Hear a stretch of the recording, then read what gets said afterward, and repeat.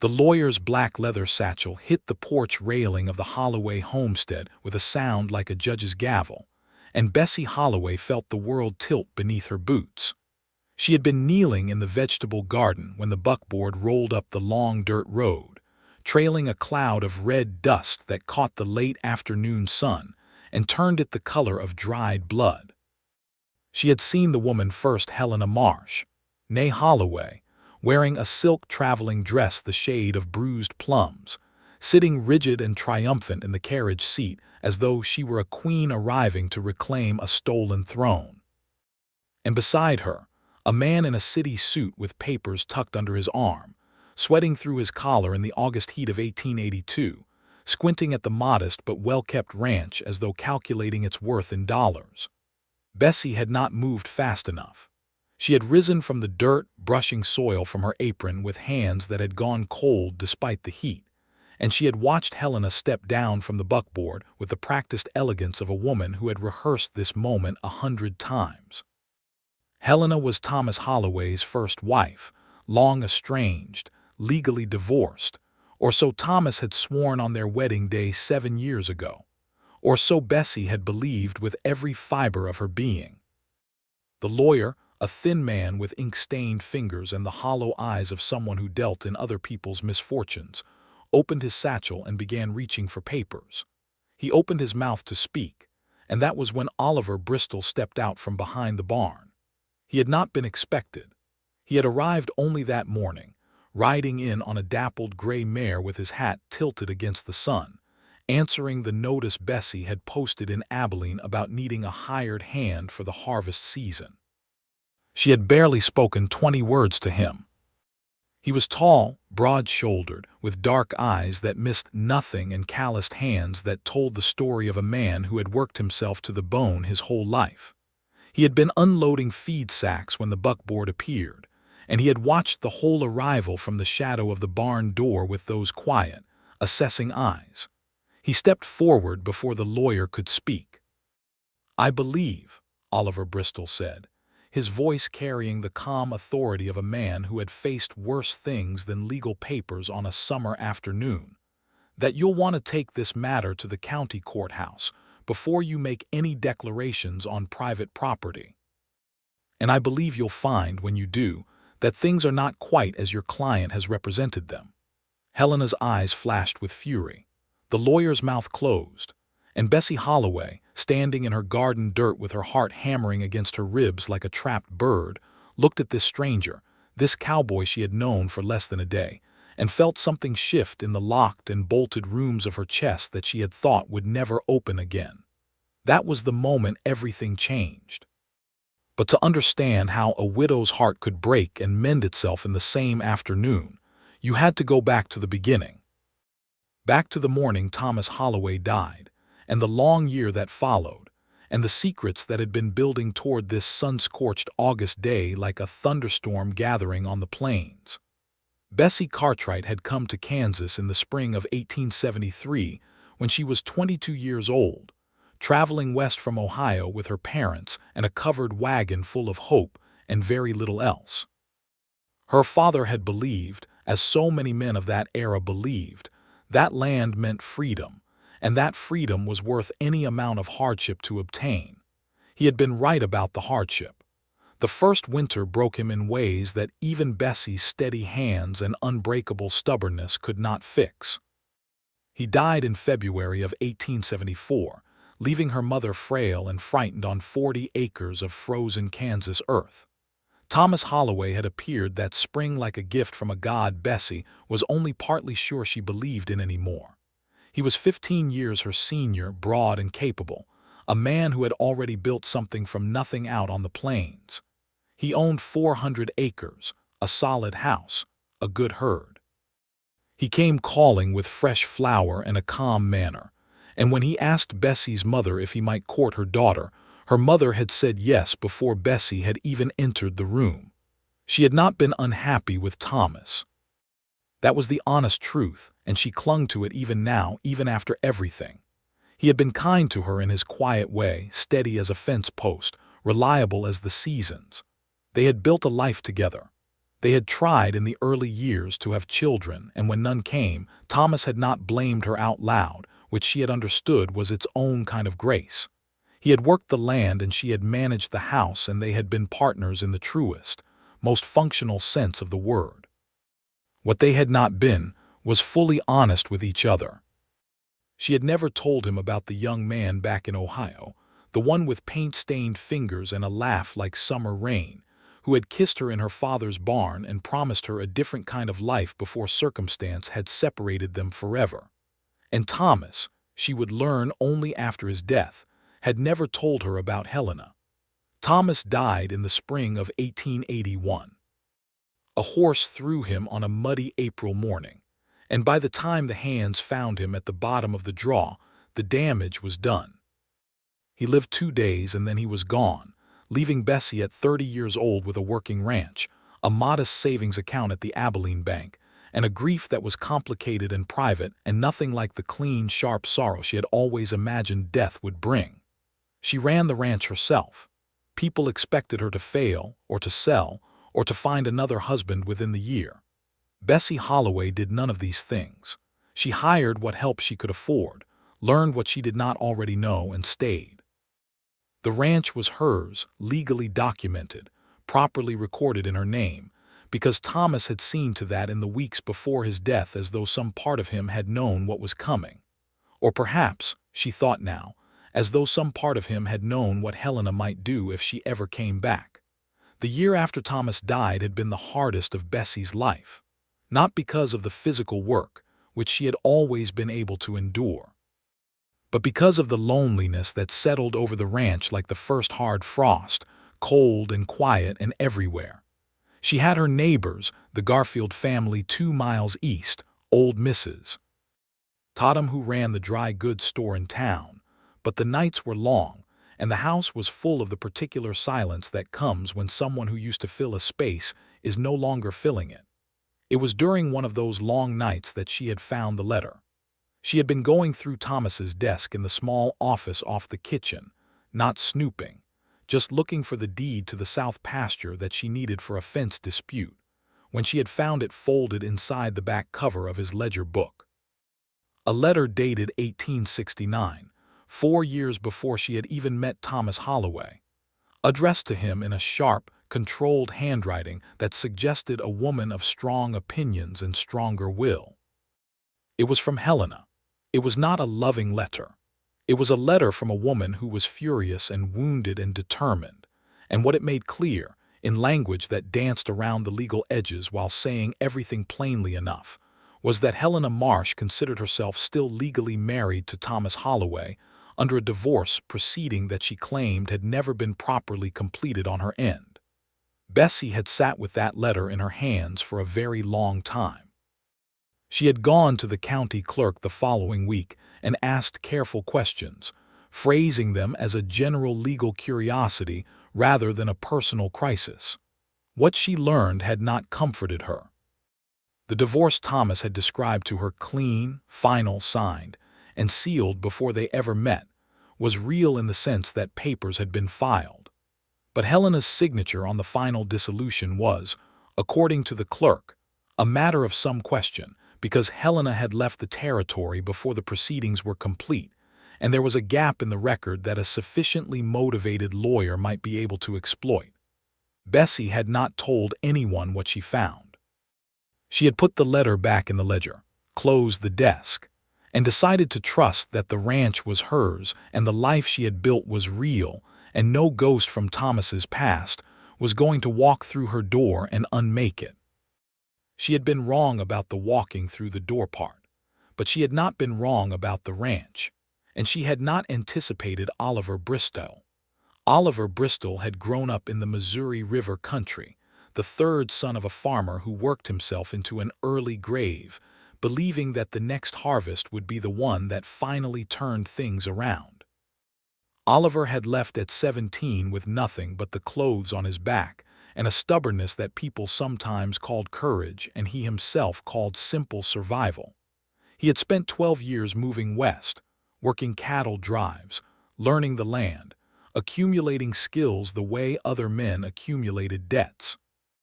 He was 29 years old by the summer of 1882, and he was not a restless man by nature, but he had not yet found a place that felt like it was asking him to stay.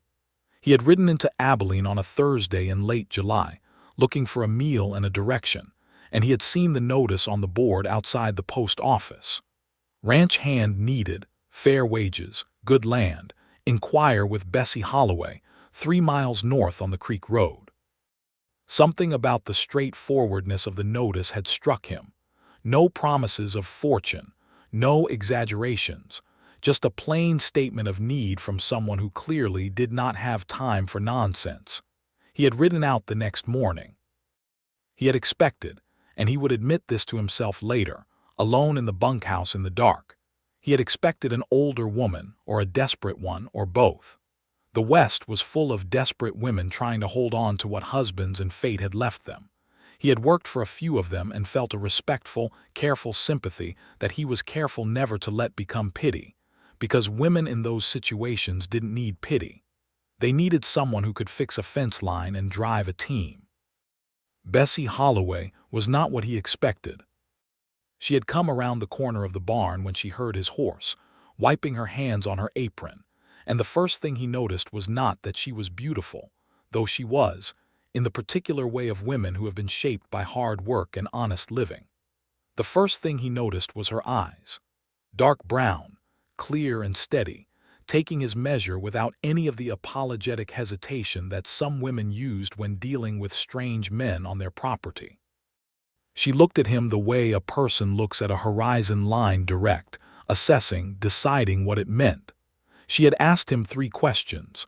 Could he handle horses? Could he read a land description? Had he ever worked a plains harvest? He had answered yes to all 3, and she had said, "The bunkhouse is clean and you'll take your meals with me in the kitchen. Wages are $12 a month with a bonus if we bring in the hay on time. Do you want the work?" He had said yes. That had been this morning. And now the world was shifting in ways that neither of them had been prepared for. After Oliver's intervention, that single, calm sentence that had stopped the lawyer mid-breath, the situation had not resolved itself immediately. Helena Marsh was not the kind of woman who accepted a setback gracefully. She straightened her spine and looked at Oliver with the cold assessment of someone used to reading power dynamics and finding the weak points. "And who exactly are you?" Helena asked. Her voice was controlled, cultured in the way of women who had worked hard to sound as though they had always been cultured. "Oliver Bristol," he said in the same unhurried tone. "I work for Mrs. Holloway." "You've worked for her for approximately 4 hours," Helena said. "I watched you arrive this morning from the ridge." Something about that detail, the revelation that Helena had been watching, had been waiting, had chosen her moment with the precision of a military operation, sent a cold wire of understanding through the room. This was not a spontaneous visit. This had been planned. The lawyer, the papers, the timing of the arrival when Bessie would be alone and unprepared. This was a trap. Bessie felt the fury rise in her chest, but she kept it locked down because fury was a luxury she could not afford right now. Instead, she looked at Oliver, this stranger, this man she had no reasonable basis to trust, and she watched him hold his ground in front of the lawyer like something immovable. "Mrs. Holloway," Oliver said, turning to her without taking his eyes fully off Helena for more than a second, "do you have access to legal representation?" "I know an attorney in Abilene," she said. Her voice was steadier than she felt. "Then I suggest we invite these visitors to make their case through proper legal channels," he said, "and invite them to leave your property in the meantime."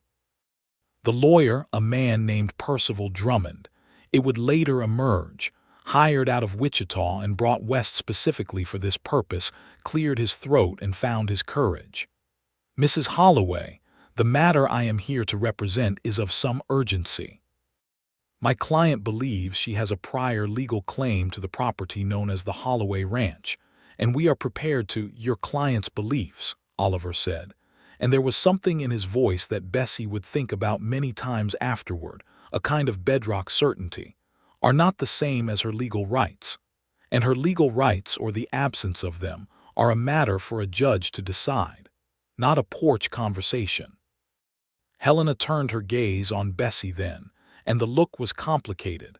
Not purely hostile, which would have been easier, but layered with something that might have been grief if Helena were the kind of woman who allowed herself that emotion in public. "I was his wife first, Bessie," she said, using her name with a familiarity that felt like a violation.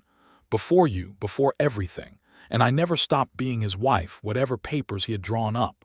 "You left," Bessie said. It was the only thing she said, and she said it quietly. "I left because he drove me away," Helena said. "That is not the same thing." The silence that followed was the kind that contains more history and pain than words can easily hold. Then Oliver shifted his weight, drawing attention back to the immediate present, and said, "Mr. Drummond, I believe you heard Mrs. Holloway. You'll want to bring your documentation to the county courthouse in Abilene. You're welcome to water your horses before you go." It was such a complete statement, the practical courtesy of the water offer combined with the unmistakable clarity of the dismissal, that the lawyer simply deflated. He looked at Helena, who looked at Oliver, and something in Oliver's steady gaze apparently communicated that this was not a battle she was going to win today. She gathered herself with the precise care of someone rebuilding a crumbling wall, and she turned back to her carriage. "This isn't finished," she said, and she was looking at Bessie. "I didn't imagine it was," Bessie said. They drove away. The dust settled. The August sun pressed down on everything like a warm hand, and Bessie Holloway stood on her porch and tried to remember how to breathe. Oliver came to stand beside her at the railing, not too close, watching the buckboard until it disappeared around the bend. When it was gone, he said, "You want to tell me what that was about?" She looked at him sideways. He was looking at the road, giving her the privacy of his profile, and she noticed for the first time the line of his jaw, the way his hands were loose and easy at his sides now that the confrontation was over. He had been ready to act if he had needed to. Now he wasn't. He was just a man standing next to a woman on a porch asking a plain question.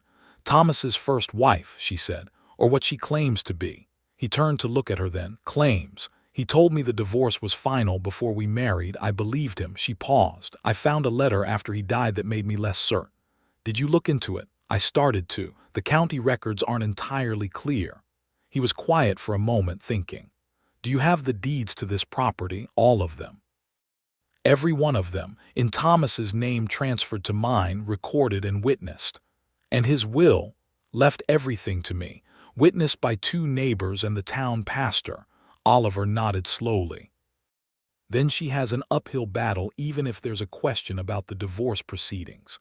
Property transferred by will to a surviving spouse is generally protected under Kansas law, regardless of a prior marriage claim, because the courts treat bigamy as a criminal matter separate from the property question." He saw her expression and added, "I read a lot. When you travel as much as I have, books are good company." Bessie stared at him. "You stepped in front of that lawyer before you knew any of that," she said. He met her eyes, and something flickered in his, something honest and uncomplicated, and a little surprised at itself. "I knew enough to know he shouldn't be making declarations on your porch while you were standing there alone," he said. "The rest I can figure out as we go." It was the most direct thing anyone had said to her in a year.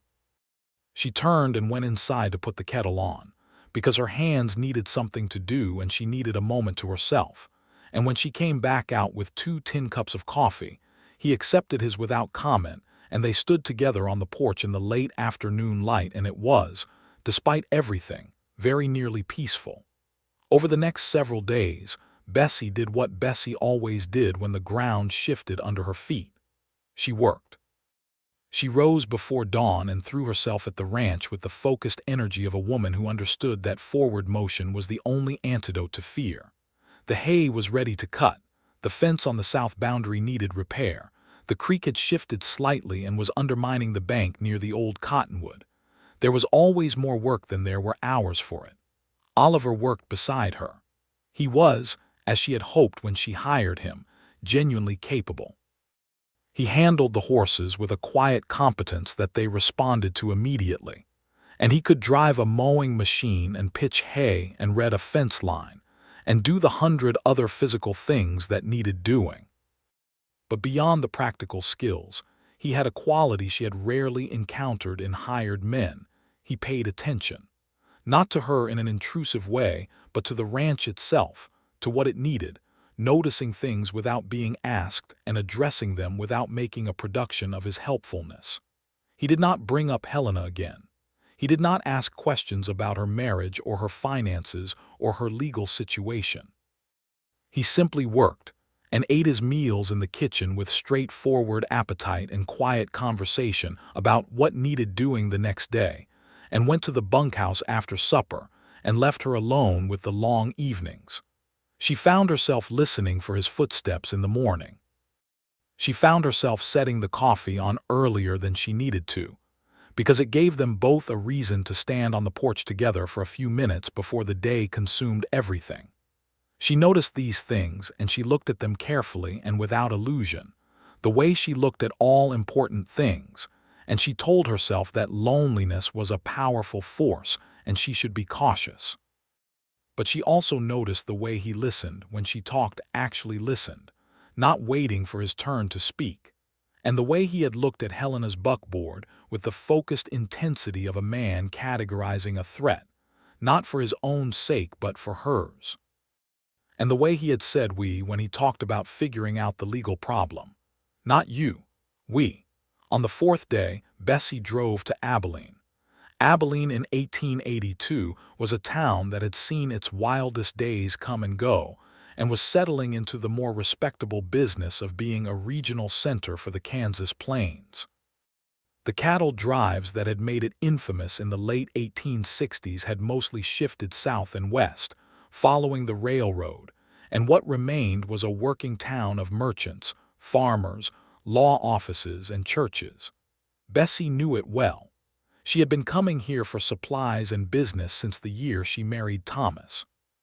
She went first to the office of James Whitmore, the attorney who handled land matters for most of the ranchers in the county. Whitmore was a fair man in his 50s, careful and thorough, not cheap but worth what he charged.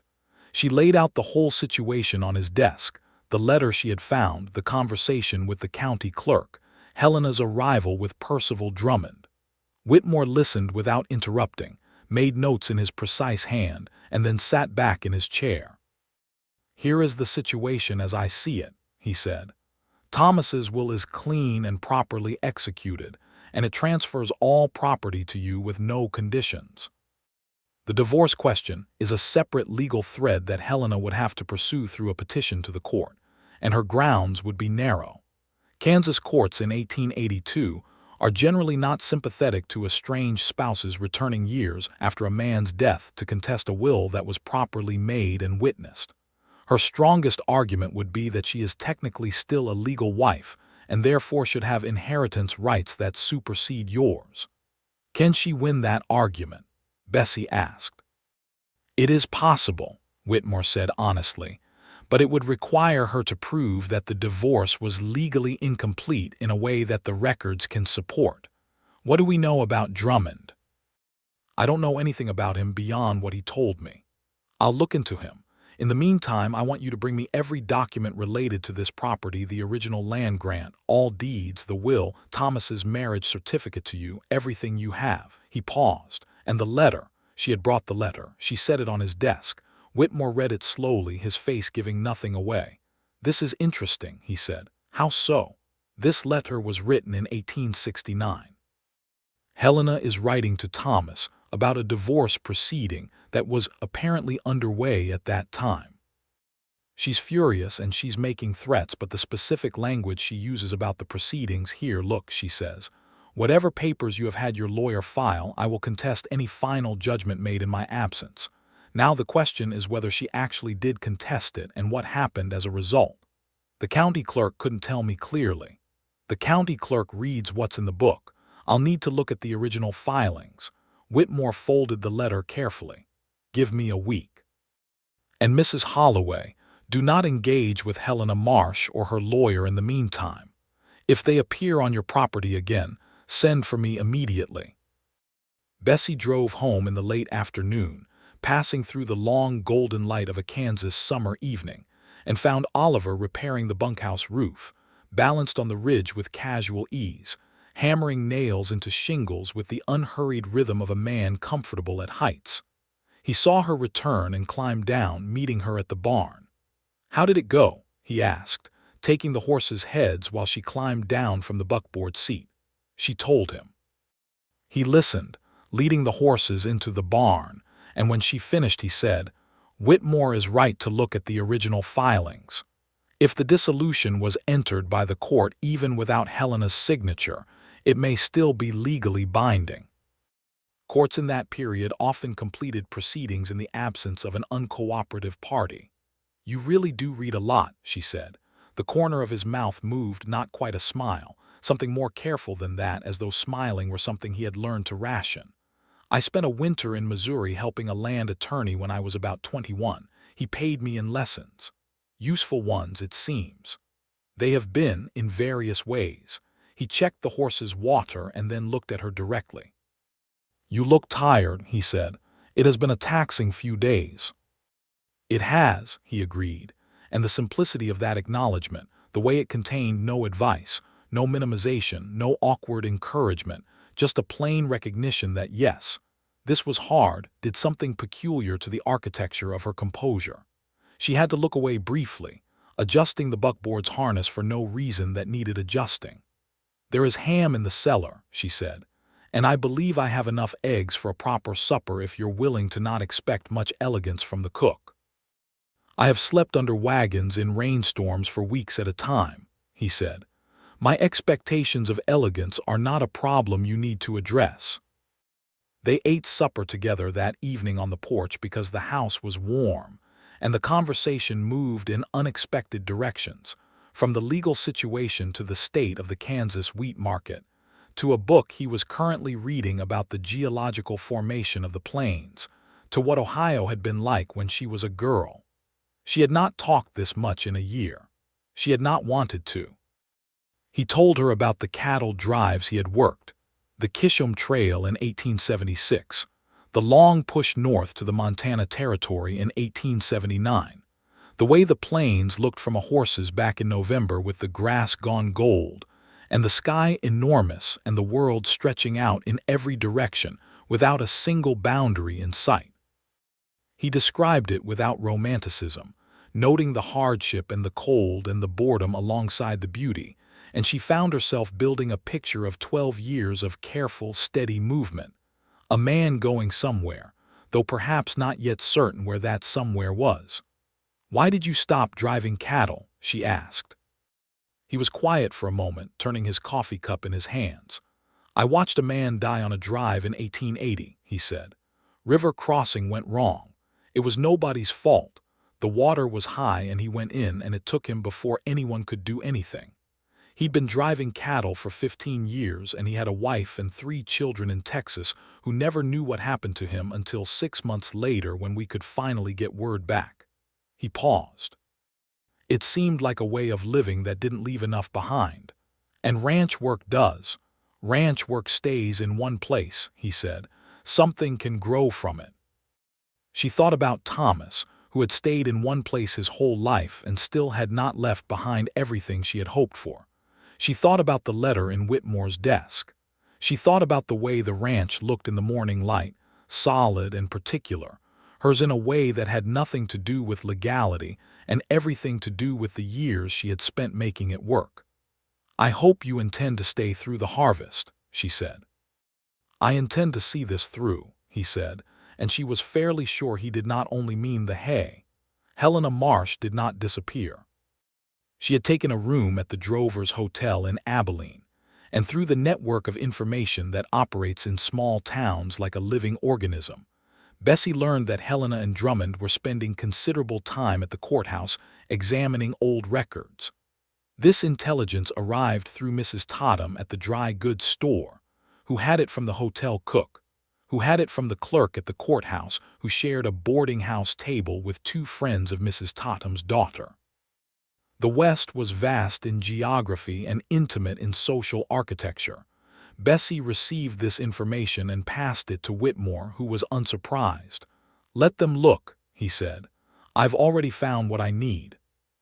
He brought her into his office 10 days after their first meeting, and he had a folded document on his desk that he opened with the deliberate care of a man presenting important evidence. "The original divorce filing from 1868, he said. "And here, the court's final decree of dissolution, dated March 14th, 1869, entered by the judge of the district court with a notation that the respondent, Helena, was in default of appearance.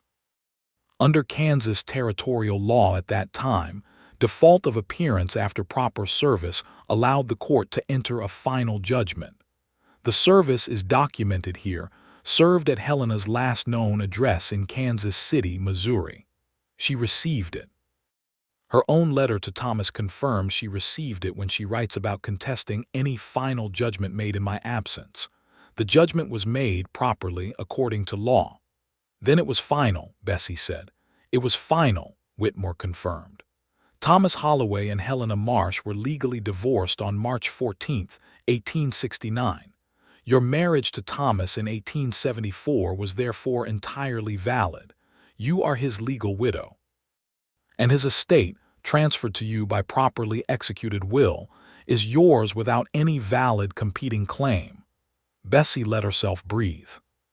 She had been holding a particular quality of tension in her chest for nearly 2 weeks, since the day the buckboard rolled up the road, and it released now in a slow, careful exhalation that she hoped Whitmore did not notice was more than just relief about property. "What do I do now?" she asked. "I will file a response to whatever Drummond intends to present if he ever gets that far. I do not believe he will. Helena's attorney is competent, but he is working with nothing. The case does not exist." He looked at her over his glasses. "I want to have a conversation with Drummond myself and make sure he understands the strength of your position before this goes any further and costs everyone more time and money." "Thank you, James. One more thing," Whitmore said. "The young man who works for you, your neighbors have mentioned him." "Oliver Bristol," she said. "He arrived the day Helena did." "Convenient timing, some might say." Bessie looked at him steadily. "He had nothing to do with Helena's arrival. He came about the harvest notice I posted in Abilene." "I believe you," Whitmore said mildly. "I merely note that his intervention that afternoon was helpful. You might consider the wisdom of having reliable people around you until this matter is completely settled." She drove home in a different mood than any she had been in recently, something lighter under the anxiety, something that might, given enough space, become genuine hope. The harvest fields were amber in the late daylight, the creek glittered through the cottonwoods, and the ranch looked exactly as it was, hers. Oliver was driving the last of the day's mowing when she arrived, turning the team at the end of a long row and seeing her from across the field. He brought the horses in and met her at the yard fence, and she told him what Whitmore had found, and the expression on his face shifted through several things in quick succession: relief, and something sharper and more personal that he controlled before she could name it. "Good," he said. "That's the right outcome." "It is," she agreed. Then, because she was Bessie Holloway and she did not let things go unsaid when they should be said, "Thank you for what you did when they arrived. You didn't know the first thing about the situation and you stepped in anyway." "I knew enough," he said again. He had said those words before. She was beginning to understand that for Oliver Bristol, knowing enough to act was the same as knowing. He did not wait for certainty when someone needed help. He simply moved. The harvest came in over the following 2 weeks in a rush of heat and physical work, and the particular camaraderie that physical labor and a shared purpose creates between people. Bessie worked beside Oliver and the 2 part-time men she hired for the season, and the hay came in clean and dry, and the wheat in the south field cut well, and the cellar filled with enough stores to see her through another winter with plenty to spare. In the evenings they sat on the porch. The conversations ranged further each night, into territory that was no longer entirely practical. She told him about her father, about Ohio, about the long wagon journey west that had remade her into someone different from the girl who had started it. He told her about his brothers back in Missouri, from whom he received infrequent letters, and about a stint he had done working a mine in Colorado in 1878 that had convinced him he was a man made for open air. He told her about the winter in the law office and the trail drives, and a Christmas he had spent completely alone in a line shack somewhere in Wyoming that he described as quietly and unexpectedly one of the most peaceful periods of his life. "You are not afraid of being alone," she observed one evening. "I've made a kind of peace with it," he said. "That's different from not minding it." She looked at him. He was looking at the darkening sky to the west, where the last light was burning orange and deep rose above the flat horizon. His profile was familiar to her now in the way that things become familiar when you see them daily and pay attention. The precise angle of his jaw, the way he kept his hands busy even at rest, turning a small stone or tracing a grain in the wood of the railing. "I have learned to mind it," she said. "After Thomas died. Before that I was too busy minding everything else." He turned to look at her. "That's honest," he said. "I try to be." "So do I," he said, and the conversation paused there, balanced on something unsaid, and neither of them pushed it further because the moment had a particular quality of rightness that felt breakable, and they were both people who understood that some things needed time. Whitmore sent word the following week that Percival Drummond had withdrawn from the case. He had reviewed the documentation Whitmore presented and concluded that Helena's claim had no viable legal foundation.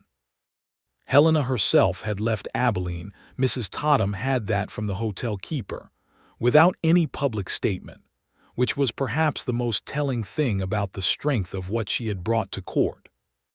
Bessie received this news alone in the kitchen on a Tuesday morning while Oliver was working the east fence line, and she sat down at the table with the letter in her hands and let herself feel the full weight of what she had been carrying for the past 2 weeks, and then she let it go. She made coffee. She walked out to the east fence line and found Oliver sinking a new post, and she told him, and he straightened up from the work and looked at her with those dark eyes and said simply, "Good." Then, after a pause, "Does that change anything for you about what comes next?" She considered the question with the seriousness it deserved. "It secures what's already mine," she said. "But it doesn't tell me what to do with it. That's still the question." He drove the post into the ground with the iron maul, 3 clean strokes, and she watched the way his arms moved and did not look away. "What do you want to do with it?" he asked. "I want to keep building it," she said. "Add another pasture to the west if the water rights work out. Bring in some better stock. The cattle market is moving and the herd Thomas left isn't what it could be." She paused. "I want to see what this land can become." "That's a good answer," Oliver said. "What about you?" she asked. "The harvest is in. You've done what you came to do. There's no reason you have to stay." He set down the maul and looked at her across the fence post. The sun was behind him and she had to shade her eyes slightly to see his face, and what she saw on it was the expression of a man making a decision he has already made, just needing the moment to make it official. "There's a reason," he said. "If you want one." The air between them held very still. The August grasshoppers sang in the long grass. Somewhere in the cottonwoods the creek ran over its stones with its low, constant voice. Bessie Holloway, who had been a practical woman her entire life, and had learned to be more practical still after Thomas died, looked at Oliver Bristol and made a choice that was not practical at all. It was simply true. "Tell me the reason," she said. He came around the fence post and stopped 2 feet from her, and his eyes were steady and warm and entirely honest. "Because this is the first place in 12 years, he said, "where I have wanted to stay, and I think you know that it isn't only the land." She did know. She had known it for a while, gathering the knowledge the way she gathered everything, quietly, carefully, examining it from all angles before she trusted it. But she trusted it now. She trusted him. "Then stay," she said. He did not kiss her, not that day. He was, she was learning, a man who understood pacing, who did not rush toward things just because they were possible, and she respected that in the particular way you respect a quality in someone else that mirrors your own. What he did was reach out and take her hand, just her hand, plain as anything. his calloused fingers wrapping around hers with a gentleness that was the most careful and deliberate thing she had ever experienced. And hold it there for a moment, looking at her. "I'll need to send for the rest of my books," he said. "I left them with a freighter in Abilene." She laughed, and it was the first time she had laughed without reservation in more than a year, and the sound of it surprised her into laughing a little more, and he watched her with the most unguarded expression she had seen on his face yet, something that was entirely and simply glad. The autumn came in stages, the way it always did on the Kansas plains. First the nights cooling, then the mornings sharp and clear, then the maples by the creek turning gold and the great sky shifting from summer blue to the deeper, cleaner color that comes when the haze of heat finally lifts. Bessie loved autumn on the plains with a completeness that she had never managed to explain to anyone who had not lived on them. She and Oliver worked the ranch together with a growing ease, a wordless coordination that develops between people who have paid close attention to each other and understand, without having to discuss it, how the other moves through a task. She managed the accounts and the animal health and the kitchen garden, and the 100 small administrative decisions that kept a working ranch from falling into chaos. He managed the physical infrastructure and the animals and the larger mechanical questions, and they consulted each other constantly on the decisions that lay between. Their neighbors noticed. The Garfield family came for supper one Sunday in September, and Mabel Garfield, who had been Bessie's closest friend since the early years of her marriage to Thomas, watched Oliver pass the bread basket and help clear the plates and speak easily with her husband about soil drainage. And afterward, when the men were outside admiring the repairs Oliver had made to the barn, Mabel looked at Bessie with the measuring expression of a woman who knows what she is seeing. "He is different from Thomas," Mabel said. "Very different," Bessie agreed. "Is that good?" Bessie thought about it. "It is honest," she said. "Thomas was a good man, and I was glad of him, and I grieve him still in the way you grieve someone who was genuinely part of your life. But what is between Oliver and me is a different order of thing. Thomas and I were partners. What I feel about Oliver is—" She stopped, searching for the word. "Like the difference between a well and a spring," Mabel said.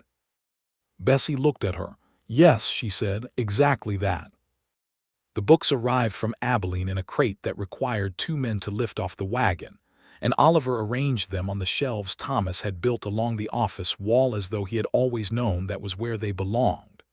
Bessie looked at their spines: natural history, law, engineering, poetry, novels, a battered collection of Shakespeare that had clearly been read many times, and understood, for the first time fully, that she was not looking at the belongings of a man passing through.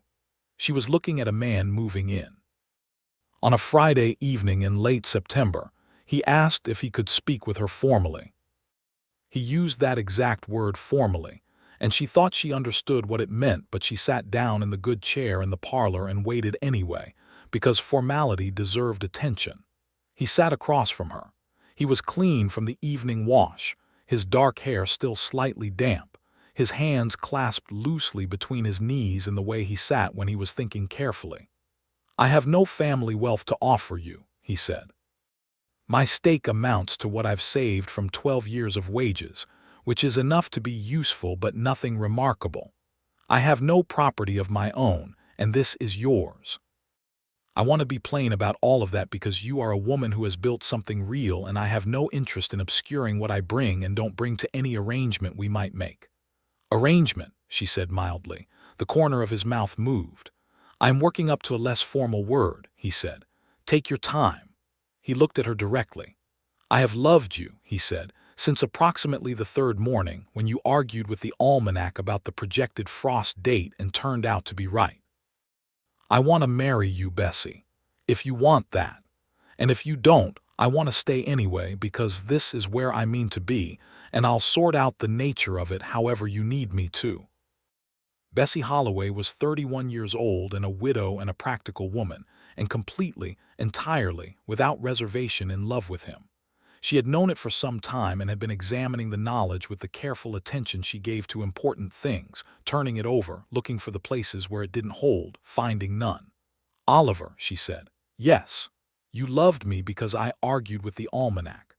And I was right that day, too," he said, "that you were going to be nothing like I expected." She rose from the chair and crossed the small space between them and sat beside him on the settee, which had never felt like a comfortable piece of furniture, and suddenly felt exactly right.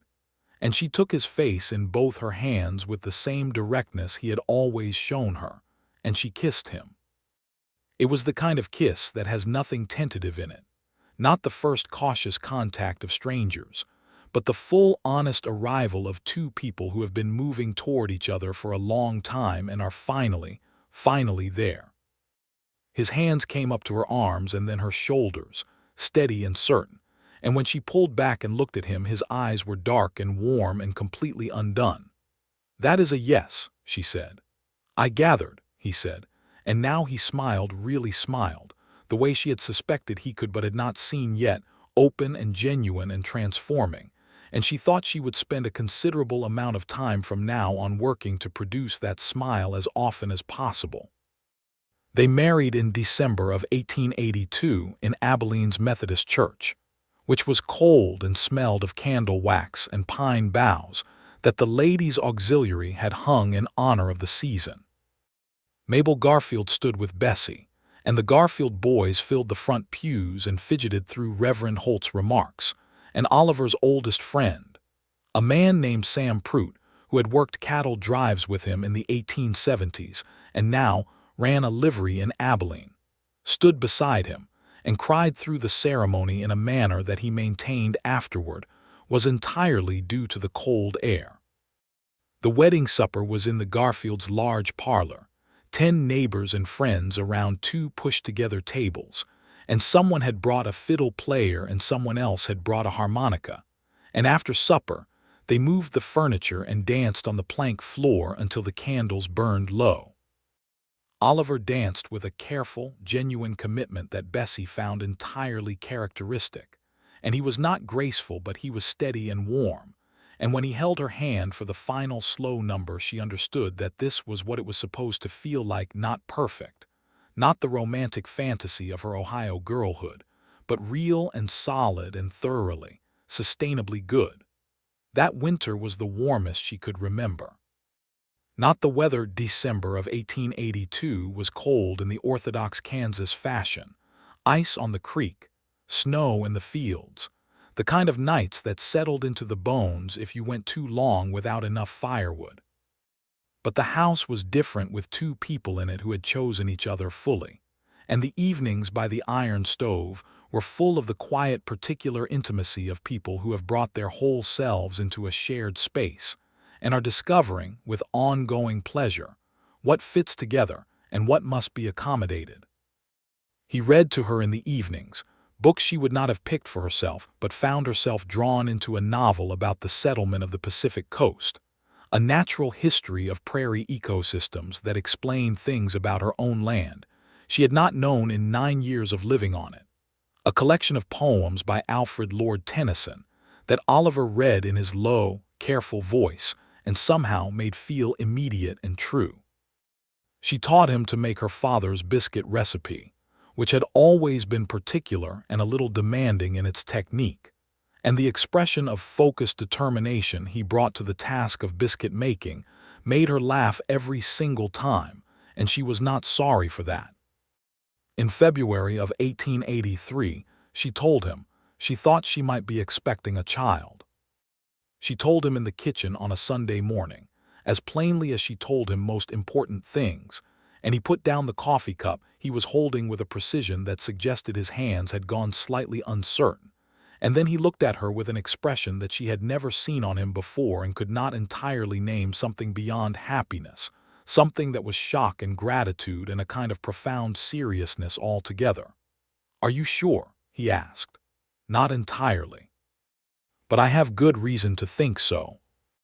He crossed the kitchen in 2 steps and folded her into his arms with a gentleness that she would remember for the rest of her life, his hands careful against her back as though she were something precious that he was afraid of breaking, which was not accurate.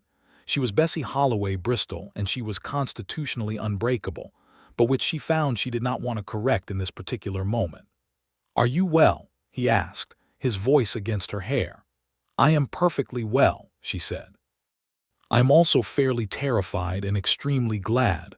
"That is exactly right," he said. "That is exactly how I feel as well, Doctor." Marsh and Abilene, no relation to Helena, though the coincidence of names gave Bessie a complicated moment when she first made the appointment, confirmed the pregnancy in early March. The due date, he estimated, was late August. The spring of 1883 was a season of growth in every sense that Bessie could imagine. The ranch was in the best shape it had been since before Thomas's death. Perhaps better. Oliver had a systematic mind that saw efficiencies in operation that she had not had the bandwidth to pursue in her years of solo management. And together, they had made changes that were already showing in the health of the herd and the quality of the soil preparation for the planting. They had acquired water rights to the west pasture and were planning an expansion of the cattle operation that would, if the market held, substantially increase the ranch's income over the next 3 years. Oliver had written to his brothers in Missouri in the fall, and one of them his middle brother, a man named George Bristol who had a wife and a young son, and had been farming rented land in Missouri for years without prospect of ownership, had written back with interest about the possibilities in Kansas. Oliver had ridden out in April to look at a section of land 2 miles south that had come available, and he and George exchanged letters through the spring with increasing specificity about what a partnership might look like. Bessie had read the letters over Oliver's shoulder and offered her own thoughts, which he incorporated into his replies without making a thing of it, as though her opinion were simply part of the equation, which was how she had always believed a marriage should work and had never quite experienced until now. Helena Marsh wrote once, in April. The letter arrived in Abilene and was forwarded to Bessie through Whitmore's office, which suggested it had been sent there intentionally, perhaps a calculated choice to make it official and documented. It was brief and contained no apology, but no threat either. Helena stated that she understood the legal proceedings had been concluded in Mrs. Bristol's favor, and that she did not intend to pursue the matter further. She wrote that she had always believed Thomas had loved her, and that she understood now that loving someone and being good for them were not necessarily the same thing, and that she wished Mrs. Bristol well with the life she had built. Bessie read this letter several times. Then she folded it and put it in the desk, not with the other legal documents, but in a separate drawer by itself. "What are you going to do with it?" Oliver asked. "Keep it," she said. She wrote honestly, "That deserves to be kept." He looked at her with that expression she had come to know as his particular form of admiration, not theatrical, not demonstrative, just steady and warm and complete. "You are a fair woman," he said. "I try to be," she said. "It's harder than people think." "I know," he said. The summer was warm and long, and the ranch hummed with the kind of ordered, purposeful activity that Bessie associated with rightness, with things being as they were supposed to be. Oliver had taken to leaving wildflowers on the kitchen table when he came in from the fields, small bouquets of whatever was blooming in the prairie grass, buffalo peas and black-eyed Susans and wild clover, set in a tin cup without ceremony or comment, just present on the table when she came in from the garden. She never mentioned them either. They simply appeared every few days throughout the summer, and she kept them until they faded and then put in the next ones. She grew large and slow through July, and Oliver drove her to Abilene in the buckboard with a patience that was particularly touching given the corduroy state of the road, and made adjustments to her workload with the same quiet efficiency he applied to everything, not fussing, not making her feel managed, just redistributing tasks so that what needed doing got done, and she was not exhausted by August. The baby came on a Tuesday morning in late August, just as the summer was beginning to let go of its heat, and Dr. Marsh had driven out 2 days prior and was staying at the Garfield place just in case.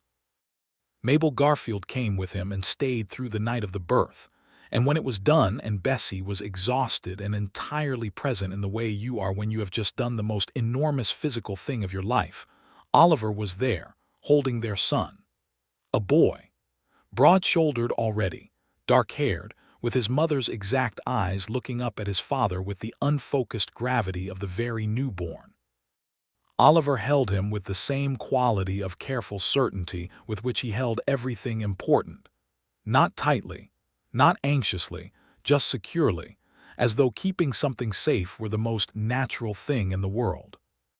Bessie watched from the pillow and felt the love that she had come to know so well in the past year take on a new and larger shape, expanding to include this new particular person who had arrived so specific and so complete. Robert, Oliver said quietly, still looking at the baby. It was a name they had discussed, her father's name, which seemed right in ways she could not entirely explain. Robert Oliver Bristow, she said. He looked up at her then, and his eyes were wet, and he did not look away or collect himself. He just let her see it. "Thank you," he said, "for naming him after himself. For everything," he said, "all of it."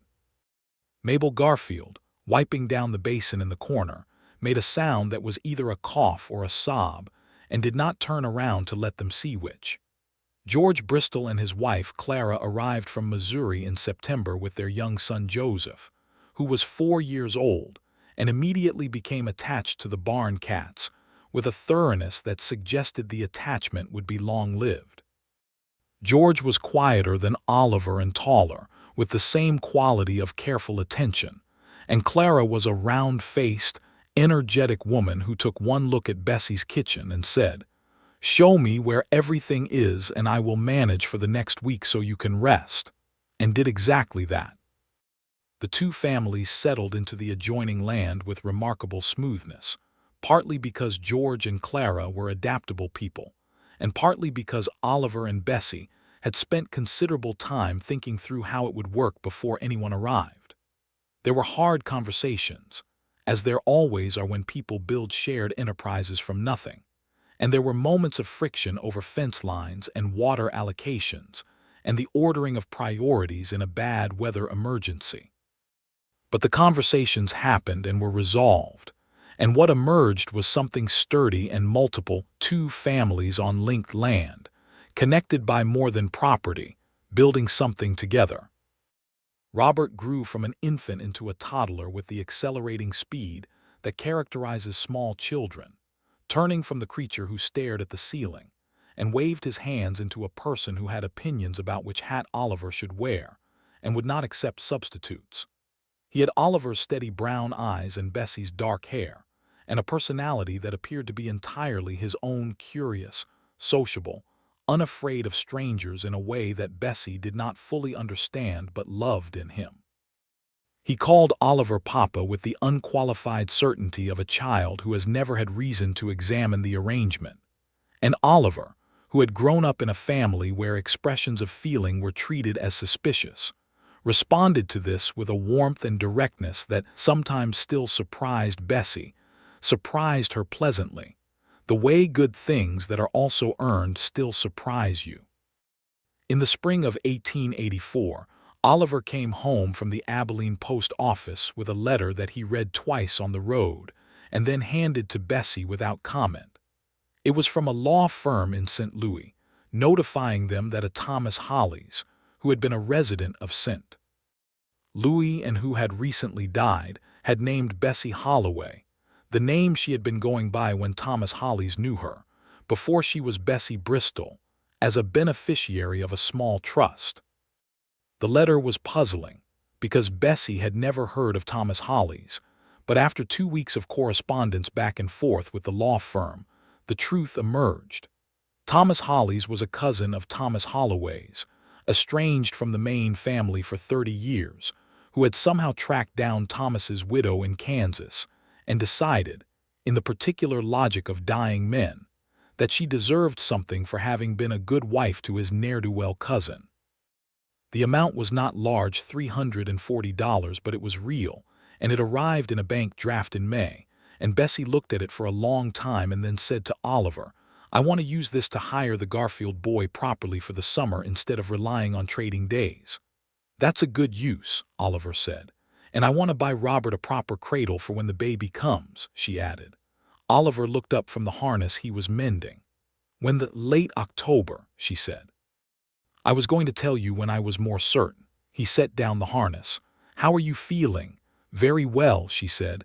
"Tired in the mornings, otherwise well." "Do you want more coffee, or does that make the mornings worse?" "That is the most useful question you could possibly have asked," she said, and she loved him so much in that moment, so specifically, so precisely him, that she had to look away at the window to collect herself. The second baby arrived in November of 1884, which was not late October as predicted, because babies have their own schedules, and the plains in November had already decided to remind everyone of their authority with 2 weeks of wind and blowing snow. Dr. Marsh made the drive from Abilene in conditions that Bessie would always remember with gratitude, and Mabel Garfield was again present, and Oliver waited in the kitchen with Robert asleep against his shoulder, reading the same page of the same book over and over for an hour without absorbing a single word. This one was a girl, dark-haired, with a specific expression that Mabel described as looking like she was already planning something, which proved to be accurate. They named her Frances, for Oliver's mother, who had died when he was 12, and whom he had missed with the quiet consistency of someone who had never stopped wondering what her full presence would have felt like in his life. Oliver, who had grown up the overlooked middle child of a family where daughters were considered problematic, held Frances with such precise and personal tenderness that Bessie, watching from the pillow again with the particular exhausted clarity of a woman who has just delivered a second child, felt something ache in her throat that was too full to be simply love. "She looks like she has opinions," Oliver said. "She has been keeping me up at night for 4 months," Bessie said. "She has had opinions for some time." Frances proved to be, in the years that followed, a person of forceful character and enormous warmth, which was precisely what Bessie would have predicted if she had been asked to predict it from that night. Robert, 4 years older and constitutionally disposed toward following things with careful attention, became her devoted protector and occasional exasperated victim, and the two of them together were the most alive thing on the ranch. By the summer of 1885, the Holloway Bristol Ranch was thriving in the particular way of enterprises built by people who know what they are doing and have each other. The herd had grown from the modest numbers Thomas left to something substantial and well-managed. The West Pasture expansion was complete and productive, and George's adjacent operation was doing well enough that he and Clara had started discussing building a proper house instead of the expanded bunkhouse they had been making work. Oliver had, over 3 years, become a fixture in the community in the quiet way of people who do not seek prominence but are present when presence is needed. He had helped 3 neighbors rebuild after a grass fire in 1884, working through 2 consecutive sleepless days without complaint, and he was the person people sent for when a difficult birth was happening in the middle of the night or a dispute between neighbors needed someone rational and without a stake in the outcome. He was, by general and unspoken consensus, a good man in a time and place that understood concretely what that phrase required. Bessie was, as she had always been, the person who kept the books and made the decisions, and managed the 1,000 operational details of a working ranch with clear-eyed efficiency. She was also, increasingly, someone people came to for practical advice about legal matters, about land purchases, about agricultural decisions. She had the reputation of someone who read widely and thought carefully and spoke plainly, which was, in the estimation of the Kansas Plains in 1885, about the best thing you could be said about a person. She was 34 years old and the mother of 2 specific, wonderful children, and she was in love with her husband in a way that had not diminished with familiarity, but had deepened into something that was too large and various to describe with any single word. She thought sometimes about the woman she had been when Thomas died, competent, steady, quietly desolate in ways she had not admitted even to herself. And she felt for that woman something that was not quite pity but was close to it, the tenderness you feel for someone who has not yet found what they are looking for. She had found it. It had arrived on a dappled gray mare on a hot August morning the year everything changed, and it had stepped forward in front of a lawyer before a word was spoken, and she had trusted it even when trust was not the cautious choice. The night of their third anniversary, December of 1885, Oliver built up the fire in the parlor, while the children slept, and Mabel Garfield, who had agreed to stay the night, sat in the kitchen with her knitting and her tea. The parlor was full of the books that had required 2 men to lift from the freight wagon, shelved now along every wall, interspersed with the small particular objects of a shared life. A photograph from their wedding, a child's drawing of a horse that Robert had made with solemn artistic seriousness, a pressed black-eyed Susan in a small frame that Bessie had made without telling him she was making it from one of his summer bouquets. Oliver had asked her that morning, over coffee on the porch in the December cold, what she wanted to do to mark the anniversary. She had thought about it and said, "I want to spend the evening with you in the parlor with the fire going and not talk about the ranch or the accounts or anything that requires thinking. I want to just be in the same room and have it be enough." "That's an easy request to fulfill," he had said. "That's what I thought," she said. They sat by the fire now, his arm around her head against his shoulder, the particular comfort of 2 people who have long since stopped needing to perform ease and simply live in it. Francis would be a year old in 2 weeks. Robert was already asking to ride out with the hands on the morning rounds, which Oliver had said could happen on a limited basis when he turned 5, which was only 4 months away, and which Robert was managing with what he called patience and what Bessie called barely contained volcanic pressure. "What are you thinking about?" Oliver asked, not because he needed to fill the silence, but because he had always been genuinely curious about what was happening in her mind. "The day you arrived," she said. "I think about it sometimes." He was quiet for a moment. "What about it?" "You had no reason to step in front of that lawyer," she said. "You had been here 4 hours. You didn't know me. You didn't know what the situation was." "I knew enough," he said. And there it was again, that phrase, the same one he had used that first afternoon. "I knew enough." "What did you know?" she asked. "Really?" He thought about it with the honesty he brought to all questions that deserved honesty. "I knew you were alone," he said. "I knew the way Helena Marsh stepped off that carriage like she owned the place before she'd said a word, using her body to establish territory. I knew the lawyer was there for intimidation first and legal process second.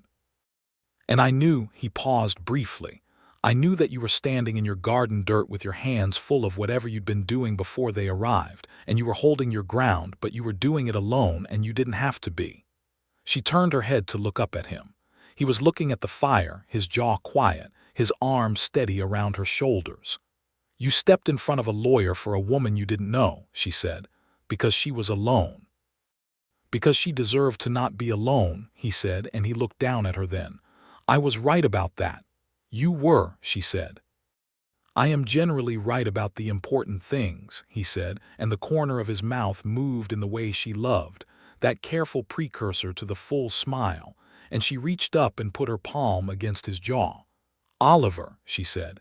"Yes. You are the best decision I never planned to make." He turned and kissed her forehead, and then her temple, and then her cheek, with a slowness that was entirely deliberate. And she felt the warmth of the fire and the weight of his arm, and the perfect, specific rightness of this room in this house on this land that was hers and his and theirs. Outside, the December wind moved across the Kansas plain in its enormous, unhurried way, speaking the same language it always spoke, of distances and seasons, and the long, indifferent continuity of the land. But inside, the fire was burning and the children were sleeping, and Oliver Bristol held Bessie Holloway Bristol in the parlor of the ranch she had built and refused to surrender. And what existed between them was not the desperate hidden love of secrets and dark pasts and forbidden territories. It was something quieter and more powerful. It was chosen. It was daily. It was the kind of love that does not announce itself in grand gestures, though it had begun with one, when a stranger stepped forward before a lawyer could speak, but builds itself instead in wildflowers on a kitchen table and biscuit lessons, and a man reading the same page over and over in a kitchen, while his wife labored to bring his daughter into the world. It was the kind of love that stays. In the spring of 1886, when the prairie grass came up green after the winter, and the creek ran high with snowmelt, and Robert rode out on his first morning round on the horse Oliver had been training for him since fall, Bessie stood at the fence and watched her son ride away on a small bay mare with his chin up, and his small shoulders set in an attitude of determined composure that was so precisely his father that she laughed out loud, alone in the yard, into the clean April air. Oliver came to stand beside her, Francis on his hip, watching Robert disappear around the edge of the barn under the supervision of their most reliable hand. "He'll be fine," Oliver said. "Of course he will," Bessie said. "He has your stubbornness and my common sense. He was always going to be fine." Oliver looked sideways at her. "I'm not stubborn." "You are profoundly stubborn," she said. "It is one of your most useful qualities." Francis reached out and grabbed a fistful of Bessie's hair with the decisive grip of a 1-year-old who considers the world's objects to be primarily for her evaluation, and Oliver caught her small wrist gently before the damage became structural. Francis looked at him with the expression of someone who has been briefly thwarted but is already planning the next approach. "She definitely has your common sense," Oliver said. Bessie disentangled her hair and took Francis, settling her against her hip, and Francis immediately grabbed the collar of Bessie's dress with a more diplomatic grip, surveying the spring morning from her elevated position, with the satisfaction of someone who has found an acceptable compromise. The three of them stood at the fence in the April sun, watching the barn and waiting for Robert to come back around, and the ranch spread out behind them and before them. The good Kansas land, the creek in the cottonwoods, the south pasture where the cattle grazed in the warming morning, the house with its parlor full of books, and the kitchen with the good iron stove, and the desk where the accounts were kept in Bessie's clear, careful hand, everything that had been built from a beginning that had included grief and loneliness, and a legal threat that arrived in a carriage with a lawyer's black satchel, and a cowboy who had stepped forward before the lawyer could speak, and had never really stopped stepping forward since. Robert came around the corner of the barn at a careful trot, his face alight with a pride he was working hard not to show, which was completely transparent and entirely magnificent, and Oliver made a sound beside Bessie that was somewhere between satisfaction and something much softer. "There he is," Oliver said quietly. "There he is," Bessie agreed. She reached out and found Oliver's hand at his side, and his fingers closed around hers as they always did, steady, warm, certain. And they watched their son ride toward them in the spring light of a morning that was theirs, on a ranch that was theirs, in a life that they had built together from the moment a stranger chose, for no reason except that it was right, to stand between a widow and the thing that was coming for her. She would love him for that for the rest of her life. She would love him for the wildflowers and the books and the way he said "we." She would love him for Francis's name and Robert's patient horse, and the biscuits he eventually perfected after 17 attempts, a number he had kept track of, with an exactness she found both ridiculous and deeply characteristic. She would love him in the ordinary mornings and the hard winters and the seasons of plenty, and in the long evenings by the fire when they were old and the children had gone out to make their own worlds, and all that was left was two people in a warm room, choosing each other still. Oliver Bristol had ridden into Bessie Holloway's life on a dappled gray mare with nowhere yet to be, and she had given him every reason to stay, and he had stayed with the completeness of a man who had finally, after 12 years of careful movement across a continent, arrived at the place that had always been waiting for him. The ranch endured. The love endured. The spring morning opened wide over the Kansas plain and held them in it. The widow who had refused to be undone, the cowboy who had stepped forward, and the life they had built from that single brave, unhesitating moment. It was, by any honest measure, enough. It was more than enough. It was everything.